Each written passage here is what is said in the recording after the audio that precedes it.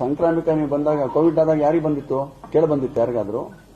Covid ನಂತರ ಪ್ರಧಾನಮಂತ್ರಿ ಹೇಳಿದ್ದಾರೆ, ಕೋವಿಡ್ ಸಂದರ್ಭದಲ್ಲಿ ಹೆಂಗಿರ್ಬೇಕು, ನಾವು ಹೆಂಗಿರ್ಬೇಕು ಅಂತ ಹೇಳಿ.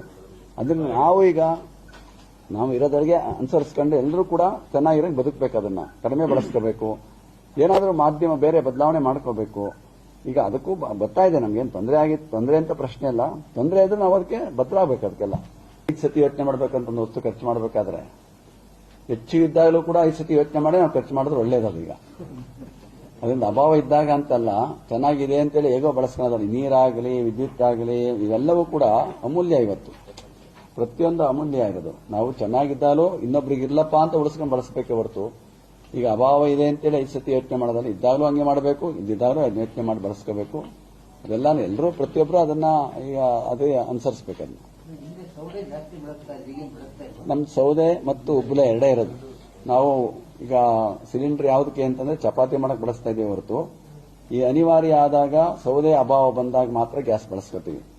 ಅದರಿಂದ ಇದ್ದೇ ಇದೆ, ಅದಿಲ್ಲದೆ ಇರೋಕೆ ಆಗೋದೇ ಇಲ್ಲ. ಅದು ಮತ್ತೆ ನಮ್ಗಿದು ಮೊದಲೆಲ್ಲ ಭತ್ತದ ಹೊಟ್ಟು ಇರ್ತಿತ್ತು. ಈಗ ನಾವೆಲ್ಲ ಅಡಕೆ ಸಿಪ್ಪೆ, ಈಗ ಬಹಳಷ್ಟು ಜನ ರಸ್ತೆಗೆ ಹಾಕ್ಬಿಟ್ಟಿರ್ತಾರೆ. ಅದನ್ನ ತಂದು ಒಣಗಿಸಿ ಇಟ್ಕೊಂಡು ಸ್ಟಾಕ್ ಮಾಡಿಕೊಳ್ತೀವಿ. ಅದರಿಂದ ಉಪಯೋಗ ಆಗುತ್ತೆ. ಈಗ ನೀವು ಹೇಳ್ದಂಗೆ ನಾವು ಅದಕ್ಕೆ ಹೋಗಬೇಕಾಗಿದೆ. ಈಗ ಮಾಡಬೇಕು, ಅದನ್ನು ಮಾಡ್ತೀವಿ. ನೀವು ಹೇಳಿದೆ ಒಳ್ಳೇದು. ಆಯ್ತು, ಮಾಡಿಸ್ತಾರೆ. ಇಲ್ಲ, ಅದು ನೀವು ಹೇಳ್ದಂಗೆ ನಾವು ಅದನ್ನ ಹಿಂದೆ ಮಾಡಿದ್ರೆ ನಮ್ಮ ಬುದ್ಧಿರೋ ಬಹಳ ದೊಡ್ಡ ಪ್ರಮಾಣದಲ್ಲಿ ಒಂದು ಇತ್ತದು. ಅದು ಹಿಂದ್ಗಡೆ ಇತ್ತು. ನಮ್ಗೆ ಅಡಿಗೆ ಮನೆ ಇದೆಯಲ್ಲ, ಅಲ್ಲೇ ಒಂದು ದೊಡ್ಡದಿತ್ತದು ಪ್ರಾರಂಭದಲ್ಲಿ. ನಾನು ಹೊಸ್ತಾ ಬಂದಾಗ ಮಟ್ಟಕ್ಕೆ 30 ವರ್ಷದಿಂದನೇ ಅದು ಸರಿಯಾಗಿ ಬಳಕೆ ಆಗಿದೆ. ಆಮೇಲೆ ಹಂಗೆ ಹೊಂಟೈತೆ. ಅದು ಕಟ್ ಮಾಡಿ ತೆಗೆದುಬಿಟ್ರೆ ಅದನ್ನ. ನೋಡಿದ್ರೆ ಅದು ಆ ಥರದೊಂದು ಮಾಡಿದ್ರೆ ವ್ಯವಸ್ಥೆ ಆಗುತ್ತೆ. ಮಾಡ್ಕೊಂಡು